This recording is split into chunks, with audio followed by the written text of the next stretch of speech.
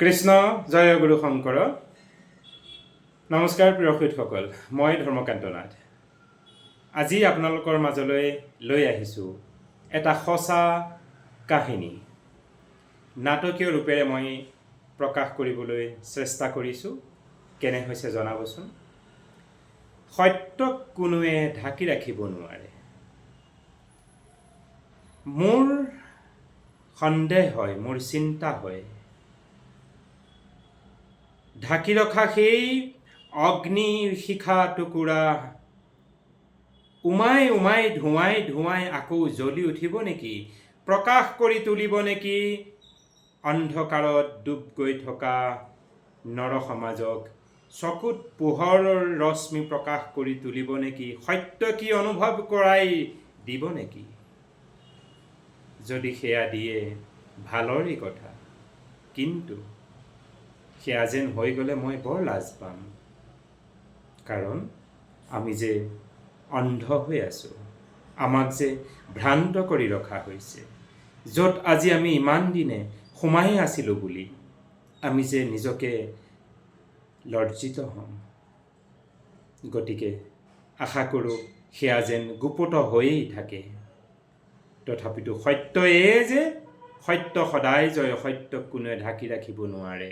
এই সত্যক ঢাকি ৰাখিব নোৱাৰাৰ এই আপ্ত কথাষাৰিকেই মই আঁত ধৰি এটা সঁচা কাহিনী মই আপোনাক ক'বলৈ আগবঢ়াইছোঁ দক্ষিণ ভাৰতৰ। আমি ভাৰতীয় মানুহ, আমাৰ মাজত জাত্যাভিমান আছে। উচ্চ নিচ জাতিৰ দলিত বুলি আমি কোনো এক শ্ৰেণী মানুহক আমি নিন্দা কৰোঁ। এয়া আমাৰ ভাৰতীয় মহান গৌৰৱ গাথা। অৱশ্যে অসম মুলুকত মহাপুৰুষ শ্ৰীমন্ত শংকৰদেৱৰ যি অৱদান, সেই অৱদানে আমাক বহুখিনি পৰিষ্কাৰ কৰিলে যদিও এতিয়াও যেন আমি ক'ৰবাত সেই অন্ধকাৰত ডুব গৈয়ে আছোঁ। বাৰু যি কি নহওক, আমি অসমীয়া হিচাপে গৌৰৱ কৰোঁ মহাপুৰুষ গুৰুজনাই আমাক জাত্যাভিমান পৰিত্যাগ কৰি সকলোকে মনুষ্যৰূপে চাবলৈ আমাক শিকাই গৈছে। পিছে এইখন দক্ষিণ ভাৰতত জাত্যাভিমান এই ব্যৱস্থাটো কিন্তু বৰকৈ আছে। এখন গাঁৱলীয়া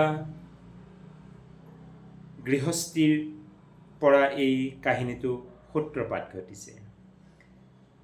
এখন দৰিদ্ৰ পৰিয়ালৰ এটি ল'ৰা, যাৰ নাম বিকুদৰ।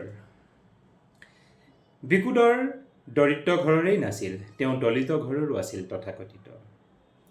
যেনেও নহওক, তেওঁ কেইটামান শ্ৰেণী গাঁৱলীয়া চৰকাৰী বিদ্যালয়ত বিকুদৰে পঢ়া শুনা কৰিলে।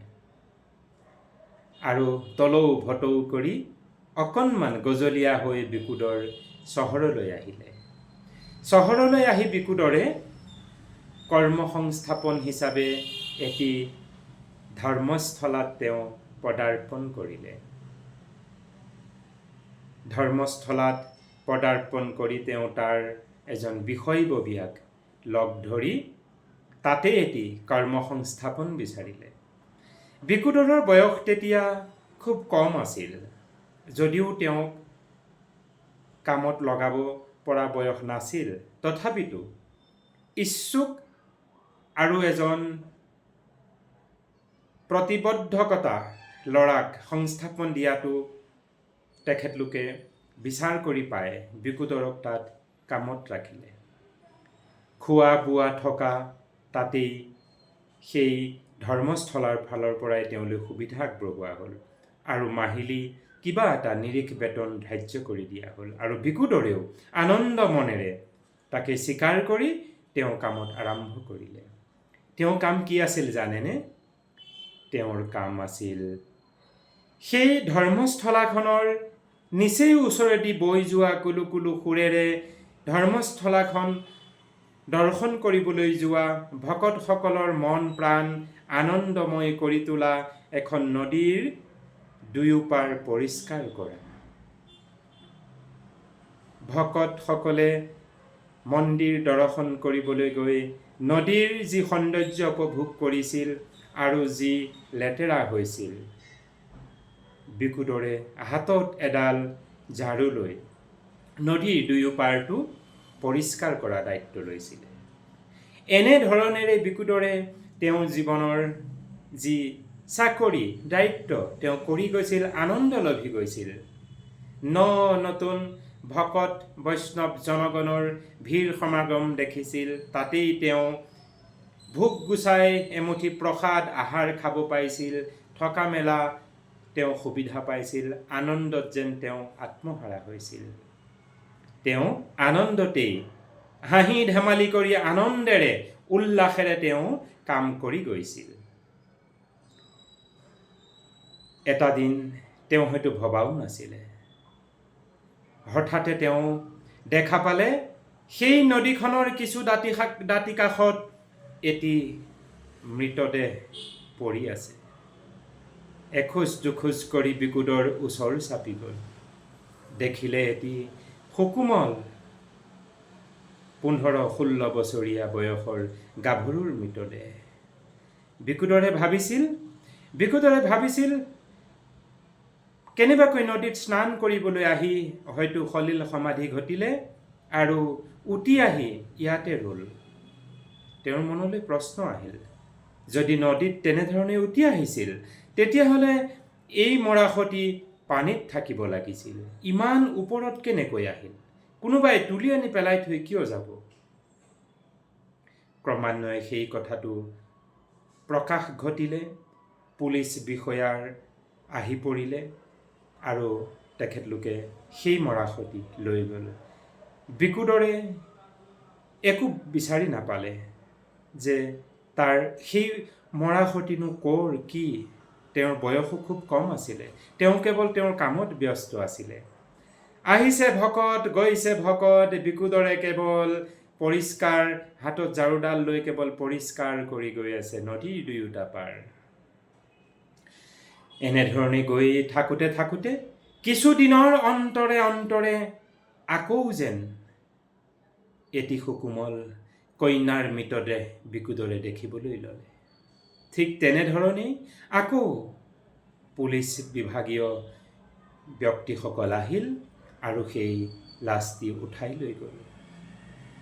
এনেধৰণেই বিকুদৰে ক্ৰমান্বয়ে কেইবাটাও ঘটনা দেখিবলৈ ল'লে আৰু ক্ৰমান্বয়ে তেওঁ নিজকে বিচাৰ কৰিবলৈ ধৰিলে।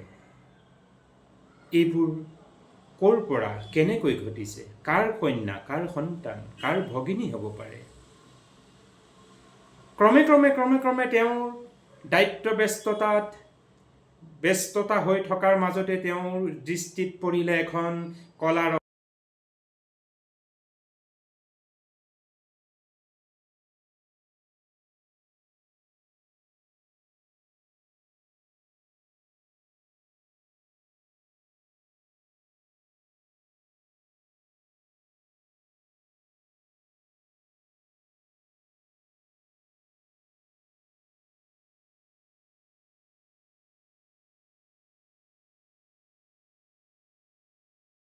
লৈ গৈ আছিল।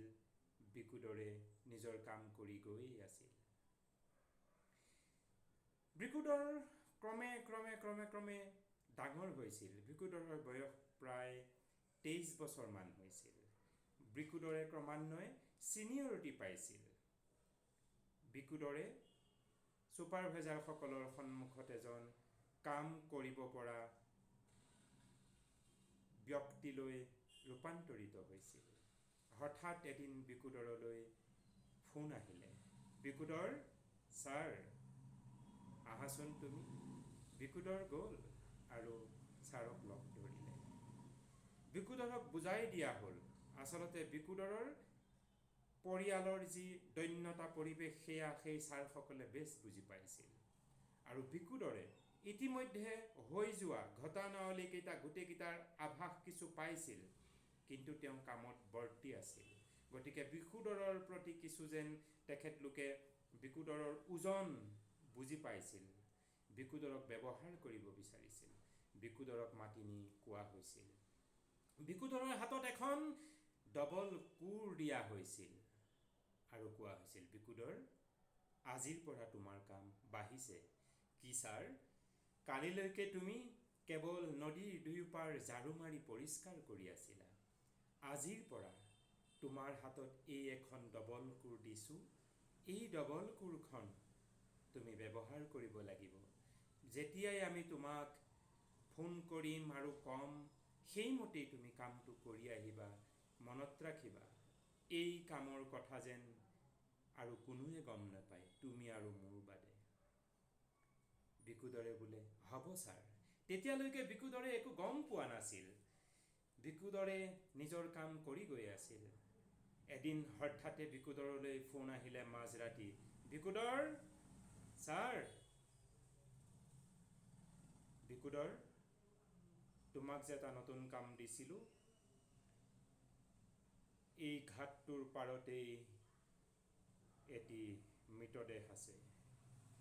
যোৱা, তুমি সেই পাহাৰটোৰ দাঁতিকাষৰীত তাক পুতি থৈ অহা। বিকুদৰে যেতিয়া প্ৰথম শুনিছিল সেই কথাটো, বিকুদৰ যেন কঁপিবলৈ ধৰিছিল। সৰ্বশৰীৰ বিকুদৰৰ যেন কঁপিবলৈ ধৰিছিল। কিন্তু কি কৰিব, বিকুদৰ যেন নিৰুপায়। বিকুদৰে হাতত সেই ডবল কোৰখন লৈ খুপি খুপি এখোজ দুখোজ কৰি গৈ মৰাশতিৰ ওচৰ পাইছিলে।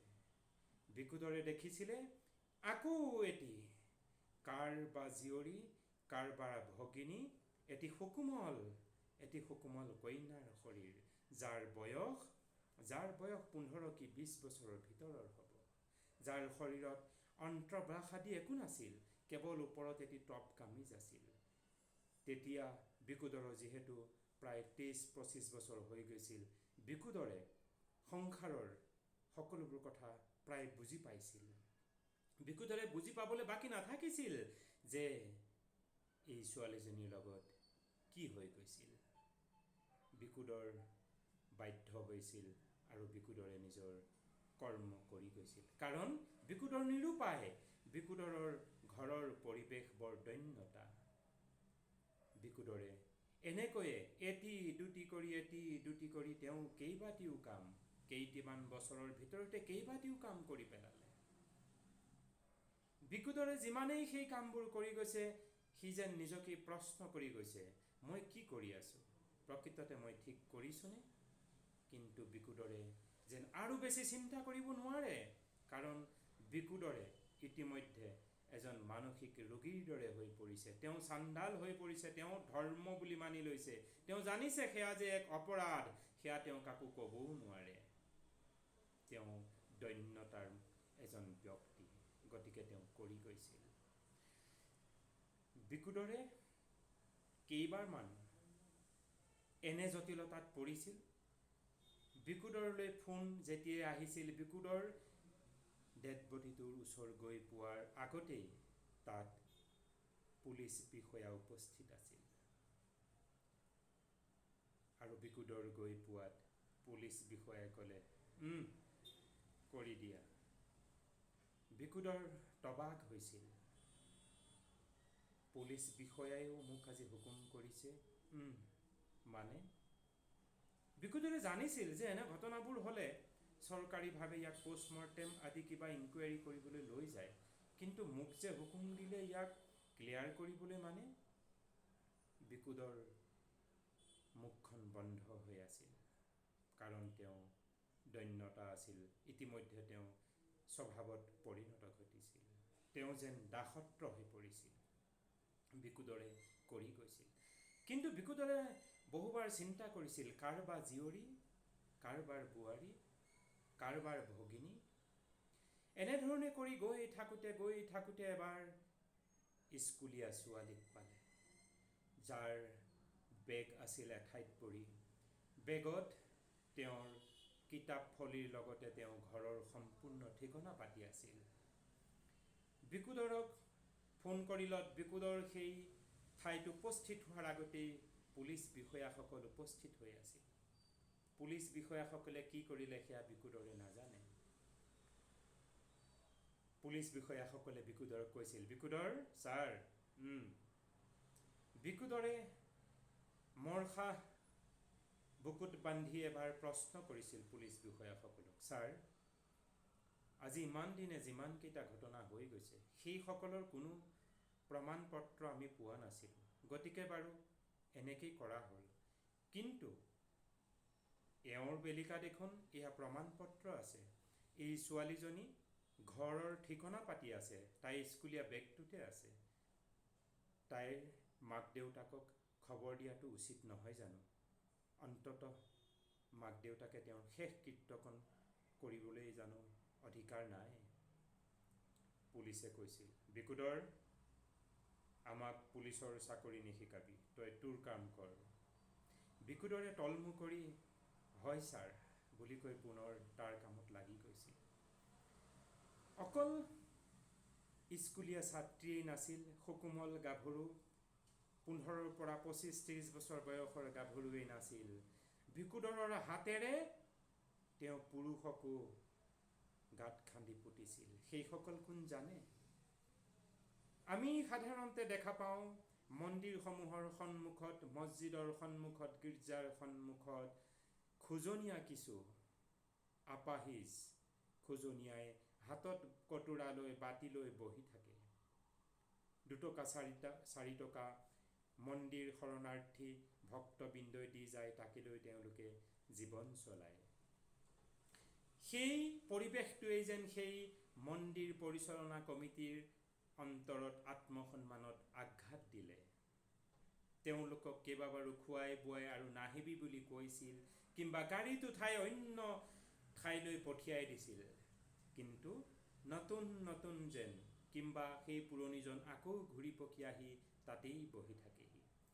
মন্দিৰ পৰিচালনা কমিটিয়ে দেখা পায়, মনতে ভাবিলে ইহঁতক শেষ কৰাৰ কিবা উপায় কৰিব লাগিব।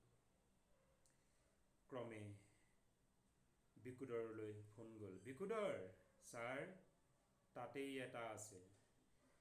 বিকুদৰ গৈ পাই হতবাক।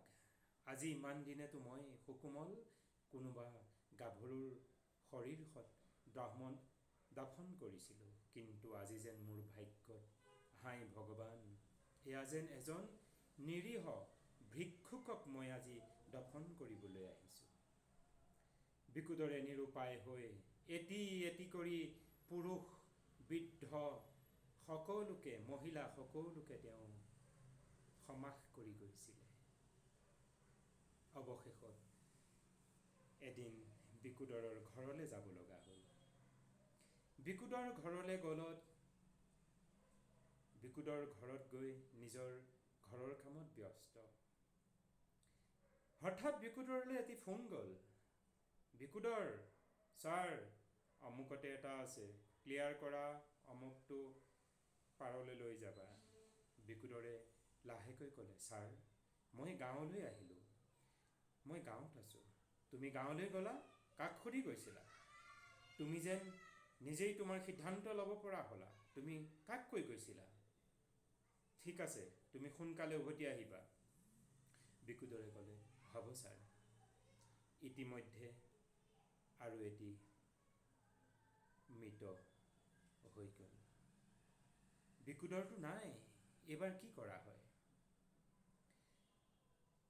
সেই অনুষ্ঠানতেই পুণ্যধামত মই পদাৰ্পণ কৰি আছোঁ বুলি লিটিক খিটিক কৰি প্ৰসাদ অন্নমুঠি খাই জীৱন নিৰ্বাহ কৰি আনন্দ লভি থকা এটি বেকাৰ ল'ৰাক হাত কৰি ল'লে সেই ছাৰকেইজনে, আৰু মাতি নি তেওঁক বুজাই বঢ়াই কিছু টকাৰ লোভ দিলে। 25,000 টকা নগদ দিলে, আৰু সেই ল'ৰাজনে 25,000 টকা নগদ দেখা পায় তেওঁ নিজকে বিহ্বল হ'ল, পাগল হ'ল। পিছত তেওঁক লাহেকৈ কোৱা হ'ল, তুমি একো কৰিব নালাগে, মাত্ৰ এই কোৰখন দি এটা গাঁত খান্দি এই বস্তুত লুকুৱাই দিব লাগে। কিছু সময়লৈ চিন্তিত হৈছিল যদিও সন্মুখত 25,000 টকাৰ টোপোলাটো দেখি যেন সি বাধ্য হৈছিল, আৰু সময়মতেই কথামতেই সি কাম কৰি দিলে। পিছে সেই ল'ৰাজন যেন সাধাৰণ ল'ৰা, তেওঁ নিজকে বুজাব নোৱাৰিলে। তেওঁ যেন ক্ৰমান্বয়ে সেই কামটি কৰি অহাৰ পিছত নিজৰ মস্তিষ্কৰ ভাৰসাম্যতা তেওঁ হেৰুৱাবলৈ ধৰিলে। তেওঁ যেন আবুল তাবুল বকিবলৈ ধৰিলে। যিটো এটা সাধাৰণ তেওঁ জীৱনশৈলী আছিল, সেয়া যেন তেওঁ পাহৰি পেলাইছে। তেওঁ মদ খাবলৈ ল'লে, তেওঁ চিগাৰেট খাবলৈ ল'লে, তেওঁ বিভিন্নজনক পইচা দিবলৈ ল'লে, যে বিচাৰিছে তাকেই দিবলৈ ল'লে। কেইদিনৰ পিছত সেই যে বিকুদৰ ছুটীত গৈছিল, তেওঁ আহি পুনৰ নিজৰ চাকৰিত জইন কৰিলেহি। বিকুদৰে কথাটো লক্ষ্য কৰিলে। তেওঁ কিন্তু ছাৰক সোধা নাছিল সেই কামটো কেনেকৈ কাৰ দ্বাৰা কৰিলে। বিকুদৰে নিজৰ নৈ পাৰ ঝাৰু মাৰাৰ কামত ব্যস্ত হৈ থাকিল। তেতিয়া হঠাৎ বিকুদৰৰ দৃষ্টিগোচৰ হ'ল সেই ল'ৰাটিয়ে, যিটি ল'ৰা তেওঁৰ ঠিক সমনীয়া, শৈশৱৰ পৰা দেখি আহিছে। ল'ৰাটিৰ যেন চাল চলন কিছু পৰিৱৰ্তন ঘটিছে। বিকুদৰে সুধিলে, ঐ তই ইমান পইচা ক'ত পালি? তই এনেকৈ যে কৰি আছ, মদ খাইছ, চিগাৰেট খাইছ, টকা পইচা ধাৰলৈ দিছ।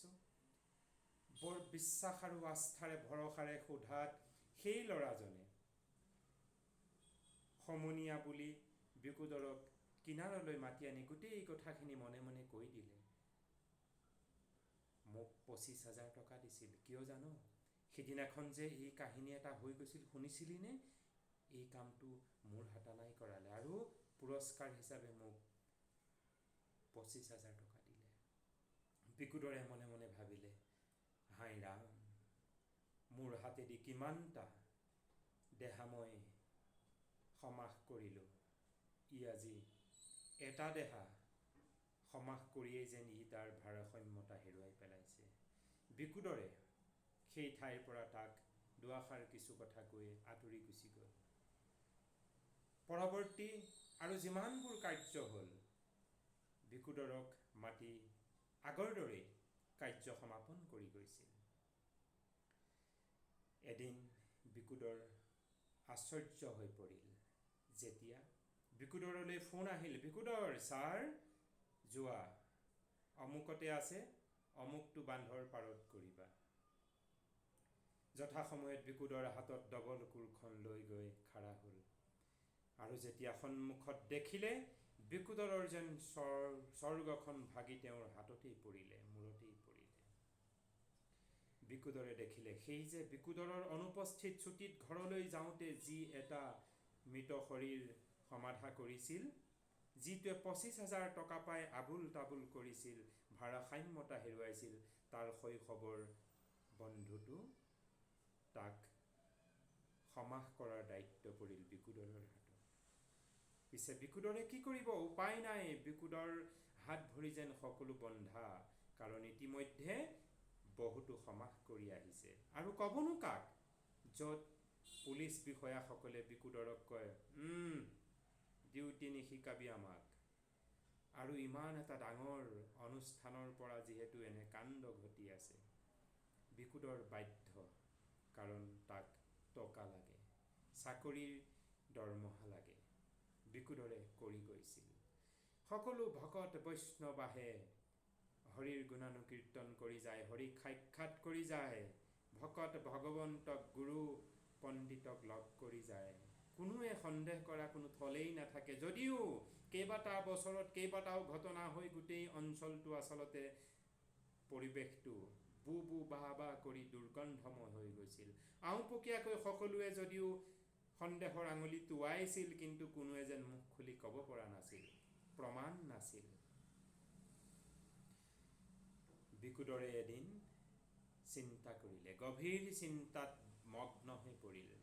বিকুদৰে চিন্তা কৰিলে, আজি মোৰ বন্ধুজনক নিঃশেষ কৰিলে। মাত্ৰ এটা সমাস কৰিছিলে, মই আজিলৈকে যেন কিমান কৰিলোঁ সেয়া মোৰো গন্তি নাই। কালিলৈ একেই দশা যে মোৰ নহ'ব কি মানে আছে? বিকুদৰে কাৰোকে এই কথাষাৰ প্ৰকাশ নকৰাকৈ তেওঁ সেই ঠাই ত্যাগ কৰিলে আৰু তেওঁ নিজৰ গাঁৱৰ ঘৰলৈ গ'ল। গাঁৱৰ ঘৰতো তেওঁ থকা নাছিলে। তেওঁৰ যি পৰিয়াল পৰিজনক লৈ তেওঁ গাঁও এৰি, চহৰ এৰি অন্য এখন চহৰত বসবাস কৰিবলৈ আৰম্ভ কৰিলে। কিবা কিবি কাৰ্য কৰি তেওঁ জীৱন নিৰ্বাহ কৰিবলৈ আগবাঢ়ি গ'ল। সুদীৰ্ঘ 6টা বছৰৰ পিছত বিকুদৰ যেন দুবাহুত ভীমৰ পৰাক্ৰমী বল দুবাহুত নহয় অন্তৰত প্ৰকাশমান ঘটিলে। বিকুদৰে যেন শান্তি পোৱা নাছিল, নিজকে কেতিয়াও বুজাই সান্ত্বনা দিব পৰা নাছিল। বিকুদৰৰ অন্তৰাত্মাই যেন কৈছিল, বিকুদৰ তুমি ভাল কাম নকৰিলা, তুমি অৱশ্যে সেই অপৰাধৰ অপৰাধী নহয়, কিন্তু অপৰাধ কৰ্মক তুমি গাপ দি কিয় ৰাখিলা? তুমি সেই অপৰাধ কৰ্মখিনি তুমি প্ৰকাশ কৰিব লাগিছিল। কিমান গৰাকী তুমি নিসহায় ছোৱালীক, সুকোমল গাভৰুক তুমি সমাস কৰি দিলা। তেওঁলোকৰ পিতৃ মাতৃয়ে, ভাই ককায়ে কোনো এটি খবৰো নাপালে। তোমাৰ জানো দায়িত্ব নহয় এনে অন্যায়ৰ প্ৰতি প্ৰতিবাদ কৰা? বিকুদৰে নিজৰ মনত বল বান্ধিলে।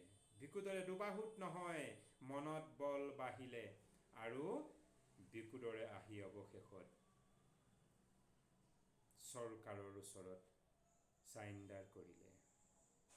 বৰ্তমান বিকুদৰ চৰকাৰৰ পৃষ্ঠপোষকতাত তেওঁ নিজকে ছেফটি হৈ চৰকাৰী পক্ষৰ নিৰাপত্তাত তেওঁ এজন সাক্ষী ঘৰত জমা হৈ আছে। বিকুদৰক লৈ বিকুদৰৰ জীৱনকালত হৈ যোৱা সেই নৰসংহাৰ, নিৰ্লজ্জ প্ৰায় সেই কাণ্ডসমূহ ক'ত ক'ত সংঘটিত হৈছিল, ক'ত ক'ত তেওঁ সমাস কৰিছিল, সকলোবোৰ উদ্ধাৰ কৰিবলৈ আৰম্ভ কৰি দিছে। ইতিমধ্যে যিহেতু বহু কেইবছৰ হৈ গ'ল, আচলতে তাৰ চিনচাপ নাই যদিও কিছু কিছু অক্ষয়, যেনেধৰণে কিছু স্কুলীয়া বেগ আছিল, কিছু কাপোৰ কানি আছিল,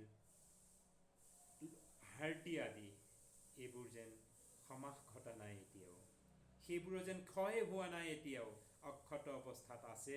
আৰু তেনেধৰণেই কেইবাটাও ইতিমধ্যে ঘটনা প্ৰকাশ কৰিছে, অনুসন্ধান কৰি আছে।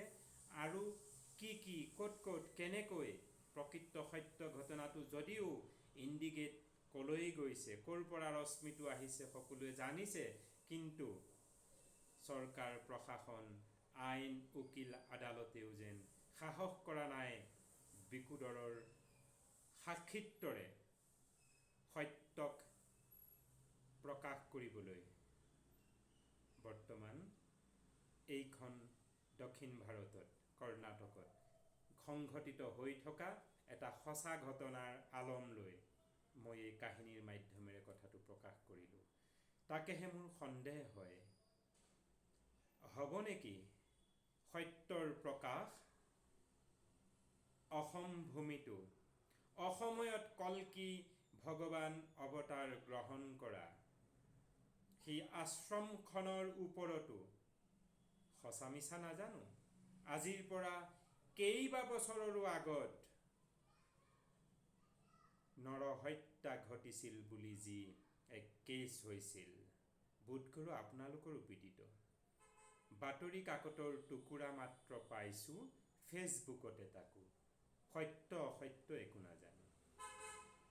যদি সকলোৰে হৃদয়ত থকা পৰমাত্মাই যদি সেই কেইজন ব্যক্তিক বাধ্য কৰে বিকুদৰৰ দৰেই সঁচা কথাক প্ৰকাশ কৰিবলৈ সাহস দিয়ে, যে যোৱা সেইদিনাখনতো তুমিও আছিলা, সেইদিনাখনতো তুমিও আছিলা, তুমিয়েই কৰিছিলা, যোৱা সত্যক তুমি প্ৰকাশ কৰা বুলি যদি বুকুত সাহস দিয়ে, আৰু সেই ঘটনা যদি সত্য প্ৰমাণিত হয়,